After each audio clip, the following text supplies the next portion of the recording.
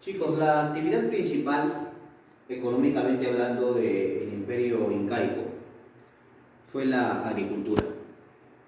Eh, la agricultura se entiende como las diferentes técnicas, ¿no es cierto?, extractivas, ubicadas en el territorio del Tahuantinsuyo, ¿no?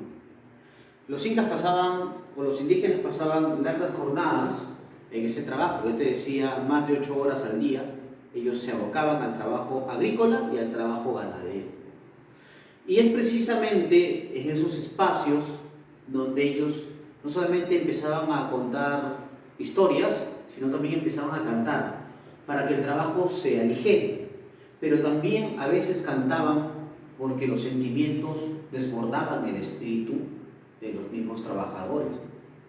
Entonces, eso es lo que pasaba, ¿no?, en esos espacios de la actividad agrícola.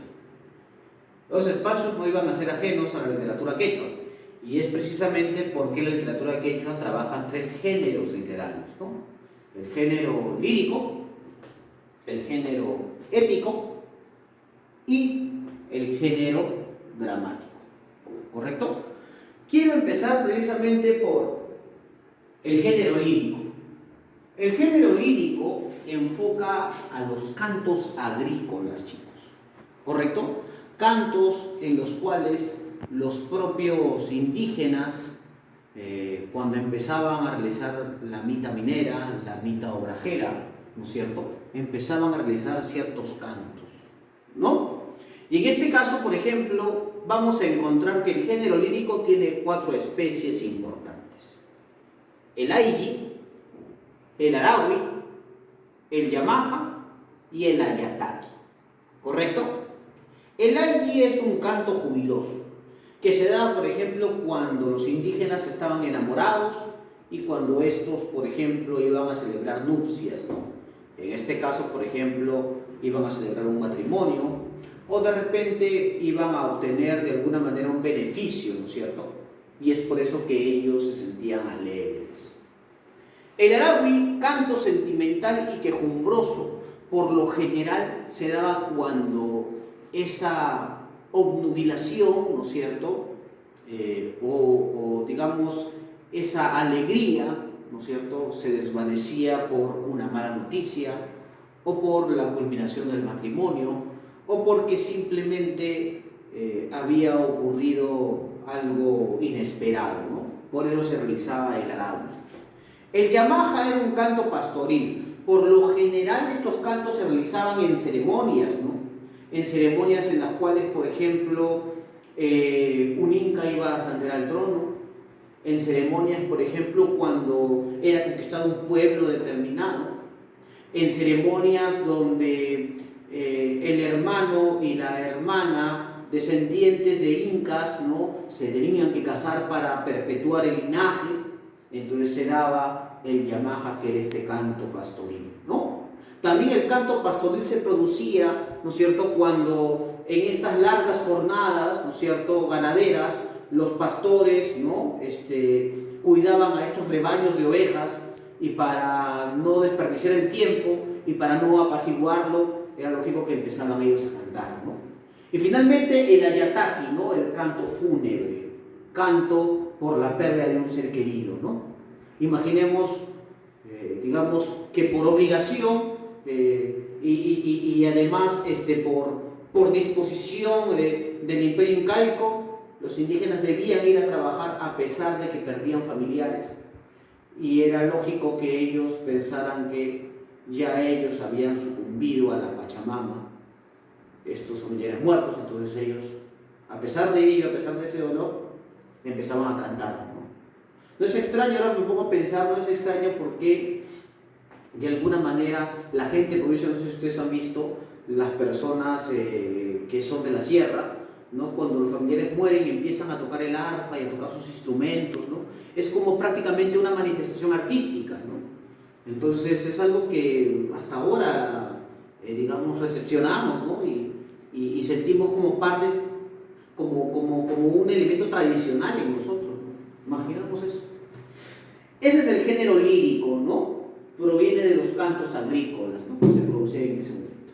Luego vamos a encontrar el género épico, el proceso por el cual se producen los mitos y las leyendas, ¿no? Ya sabemos que un mito y una leyenda se produce además de manera oral o por, digamos, un vestigio oral, ¿no? Hay que recordar que los mitos y las leyendas remarcan la identidad de un pueblo. Por ejemplo, el mito de Laylam es un mito que aboca, ¿no es cierto?, o que enfoca a los pueblos del norte del Perú, ¿no? Chiclayo, Trujillo, ¿no? Lambayeque. Y precisamente el mito de Laylam registra, digamos, el primer fenómeno del niño ocurrido en este territorio. Hubo una sequía muy grande en el norte del Perú y precisamente, según el mito, dice que llega un dios, ¿no? Digamos, con un cuerpo dorado, ¿no? Que con solo pasar su embarcación empezaba a inundar nuevamente las riberas de los ríos, ¿no? De esa, digamos, empezaba a inundar las riberas de los ríos de esos pueblos, ¿no? Y trajo con él el agua. Precisamente el mito de Laylam es un mito que muchos de la región del norte van a confundir o van a utilizar para confundir, digamos, al conquistador del Perú, Francisco Pizarro. Se dice que Francisco Pizarro, al llegar al Perú, es por eso que él funda, digamos, él llega por el norte del Perú, y es muy fácil su acceso, porque muchos lambayecanos o muchos pobladores de Lambayeque confunden a Pizarro con el dios Laylam. Primero por las armaduras que él tenía, ¿no? Y como les había explicado, Laylam era un dios de cuerpo dorado, ¿no? Porque se supone que era hijo del sol. Y claro está que cuando Pizarro llega por estas costas de Tumbes, Piura, ¿no es cierto?, va a estar iluminado por la armadura que éste poseía, ¿no? Por eso es que muchos pobladores de Lambayeque lo van a confundir con, digamos, el dios Laylam, ¿no? No lo digo yo, ¿saben quién lo manifiesta? Lo manifiesta el Inca Garcilaso de la Vega en sus comentarios reales, ¿no? Es más, el Inca Garcilaso de la Vega en los comentarios reales también manifiesta de dónde surge la palabra Perú, ¿no? Ustedes saben que la palabra Perú surge del cacique Virú, uno de los traductores que tuvo Francisco Pizarro al llegar, ¿no es cierto?, al Perú, ¿no?, por el norte del Perú. Entonces le preguntaban siempre de dónde provenía y él repetía su nombre, ¿no? Virú, Perú, Pelú, y entonces a partir de esa, digamos, fonetización de la palabra surge la palabra Perú, ¿no? Bueno, es un dato que te doy.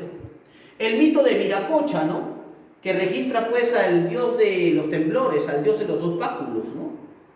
El mito de Bichama, ¿no?, que también registra el origen del Cusco. El mito de Pacaritambo, el cerro donde Manco Cápac va, digamos, a clavar, ¿no es cierto?, la vara, ¿no?, fundacional del Cusco. La leyenda de Manco Cápac y Mamahuyo, que registra cómo Manco Cápac y Mamahuyo salen del lago Titicaca para la fundación del Cusco, ¿no?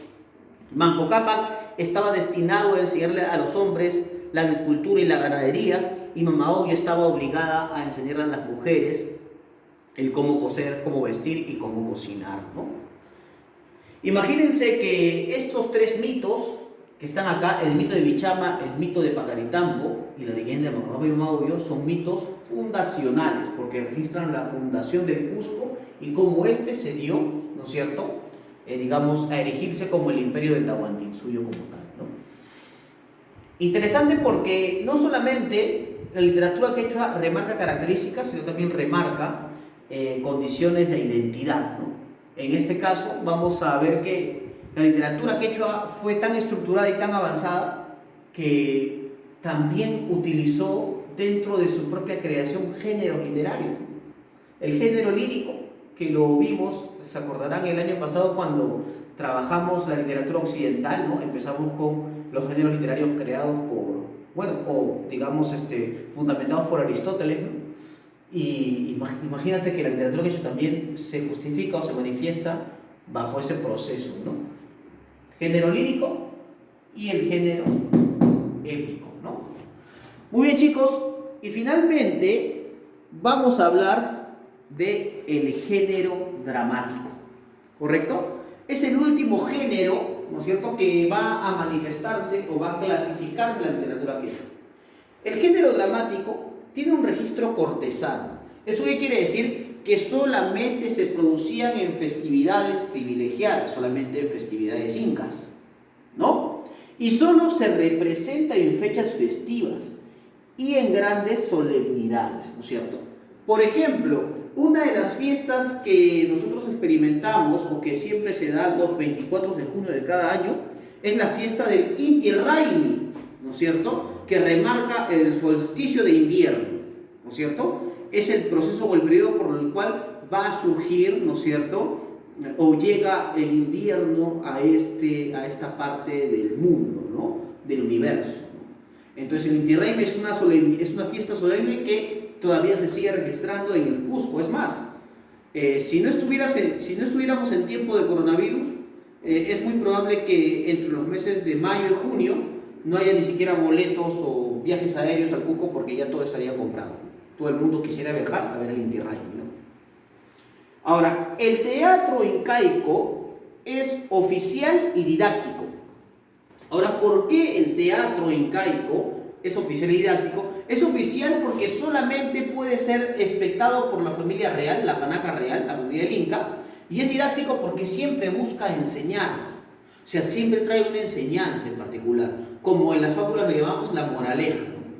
Y su pieza más importante, su pieza fundamental e importante, va a ser el Ollantay, que es, digamos, la historia de la cual vamos a ver el día de hoy, ¿no?